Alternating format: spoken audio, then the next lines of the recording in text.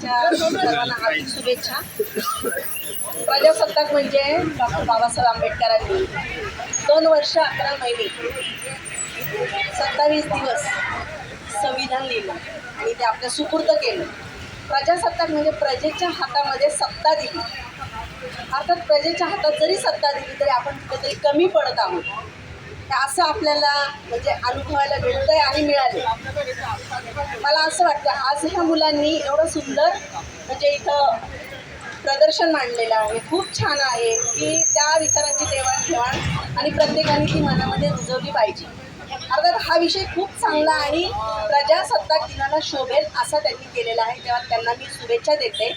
आणि दुसरी गोष्ट मला असं वाटतं, मी माझ्याबद्दल सांगते की भारतीय संविधानाची परीक्षा ही 26 नोव्हेंबरला असते. तर सर्वांनी भारतीय संविधानाची परीक्षा द्यावी, त्याचा अभ्यास करावा. आणि मी सुद्धा परीक्षा दिलेली आहे. 10-15 महिलांना मी विद्यार्थिनी म्हणून त्यांना अभ्यास करून परीक्षा द्यायला लावलेली आहे. तुम्ही सर्वांनी ह्या गोष्टी करा.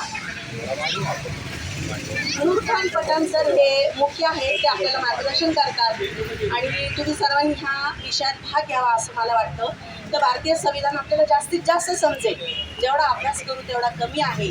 आणि बाबासाहेबांनी जे आपल्यावर उपकार केलेले आहेत त्याची जाण ठेवून ह्या गोष्टी आपण केल्या पाहिजेत. आणि प्रजासत्ताकाच्या 77व्या दिनाच्या सर्वांना हार्दिक शुभेच्छा. आणि 77वा प्रजासत्ताक चिरायू हो. आणि सर्वांतर्फे माझ्यातर्फे वंचित बहुजन आघाडीच्या वतीने जय बाळासाहेब आंबेडकर यांच्या सर्वांच्या वतीने मी तुम्हाला शुभेच्छा देते.